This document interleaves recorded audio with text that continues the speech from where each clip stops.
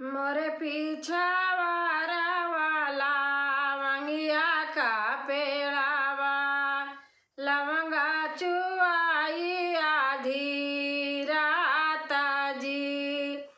मोरे पीछा वाला मंगिया का पेड़ावा लवंगा चुआई आधी रात जी।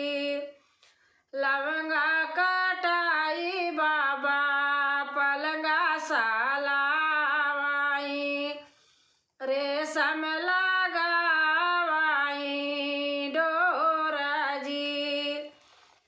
लवंगा कटाई बाबा पलंगा सालावाई रेशम लगावाई डोरा जी।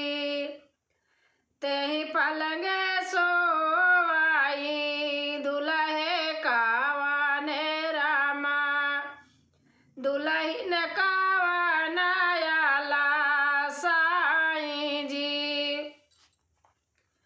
तेहि पलंगे सोवाई दुल्हे कावाने रामा दुल्हन कावाना आला साईं जी। और चला ससुर जी कई धेरिया जोड़वा धूमिला होई जाई जी। और चला ससुर जी कई धेरिया जोड़वा धूमिला होई जाई जी। एतनी बचाना सुनई दुल्हन कावाना देई उठी आई पिछौरा झारी आई जी। एतनी बचाना सुनई दुल्हन कावानी देई उठी आई पिछौरा झारी आई जी। अब सुखा सोवा तू ससुरु के पुतावा हम उठी नाई हर का जाबाजी। अब सुखा सोवा तू ससुरु के पुतावा हम उठी नाई हर का जाबाजी। एक बाना गाइली दूसरे बाना गाइली तीसरे माँ पाड़ा नदी नाराजी। एक बाना गाइली दूसरे बाना गाइली तीसरे माँ पड़ीगा नदी नाराजी। अपनी नैया भैया तिरवा लगाऊ त्या हम काऊ तारा वही पाराजी। अपनी नैया भैया तिरवा लगाऊ त्या हम काऊ तारा वही पाराजी।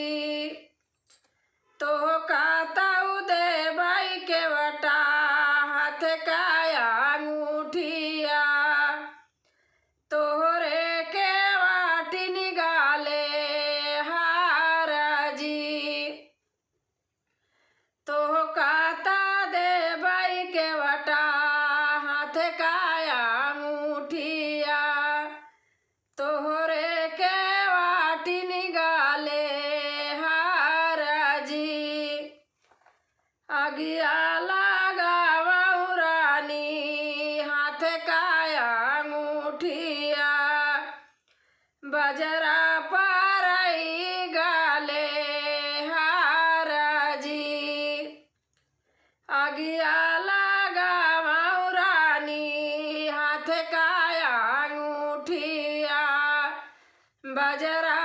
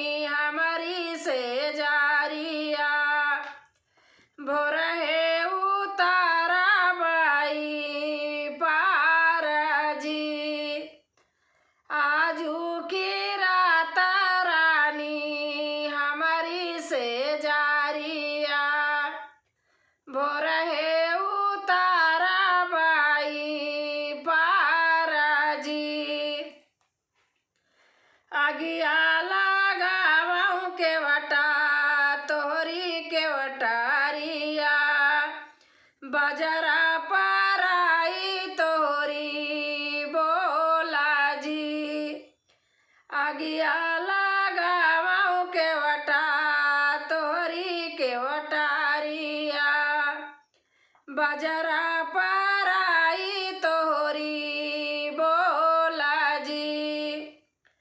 चंद्र सूरज जैसे मोरहारी बाटे तोहरी कावाना बुनियाद जी। चंद्र सूरज जैसे मोरहारी बाटे तोहरी कावाना बुनियाद जी।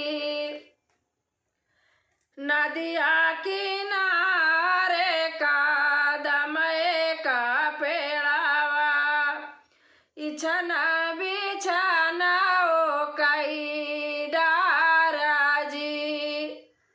नदिया किनारे कदम का पेड़ावा इछन